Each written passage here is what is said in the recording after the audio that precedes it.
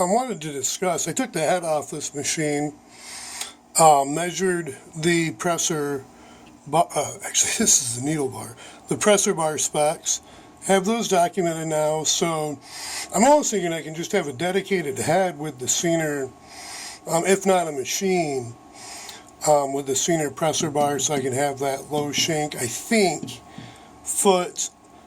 And now I'm thinking about this more. I'm like, maybe this, I could design this to be high shank. And I'm almost wondering with the distance if a slant shank would be better. I don't really understand everything yet enough sewing wise, so I'm not going to go there. But mainly I just wanted to document, somebody had asked, they were wondering about how to drop the feed dogs because the gentleman has a white rotary, Tim Latimer, I think is his name, his YouTube channel. The white rotary FMQ, free motion quilting, FMQ video, he noted using a Springer, and I don't know what yet model, but it looks like the antiques I have, the VS2 will do, it's a little larger, 2.290 diameter. The Bel Air 600 will work. That's actually the same, 0.284 inches in diameter.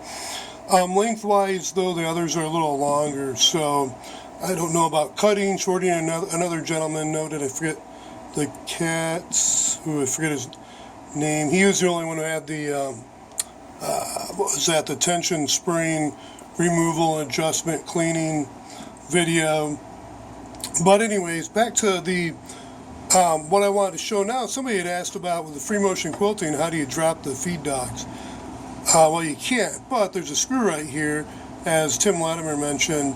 You just remove that screw and, in theory it'll drop. I actually am wondering, because this machine, that's bent, and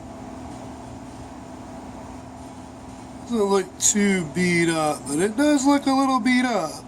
So I'm wondering what happened here, like something in the inside? This motor is pretty powerful. Did it run into this back here? Doesn't look like that's the exact spot though, but I'm almost wondering, what in the world?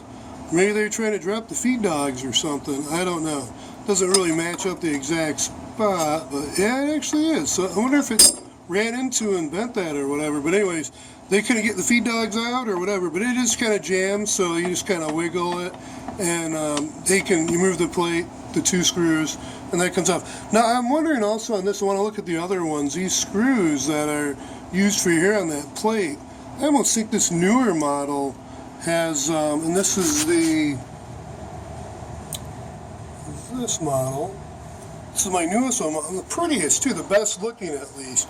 And of course it's been salvaged for parts, like you lift this up and you can see the screws are missing everywhere. So, oh well. But it's pretty easy to drop the feed dogs out, not too complicated. And that's it. That's really all. So, and while I was in here, I wanted to check the shuttle too, because I found out there's not just a lock stitch shuttle. I guess there's a chain stitch shuttle. This one's not, but I was kind of like, I wonder if this is. But it doesn't look like it. I don't think so. And man, it's just amazing how clean this machine is. And I'm guessing all that happened was that bent up, and maybe because the screws came out. I don't really know. There's so many missing. It just seems different to me. But maybe somebody wanted to restore an older one and wanted the parts and didn't really want one of these newer versions, motorized version. So, oh well, anyways, be safe, stay healthy, and until next time, hopefully I'm teaching somebody if they're wanting to learn something new or inspiring something they didn't think about before. So, safe, healthy way.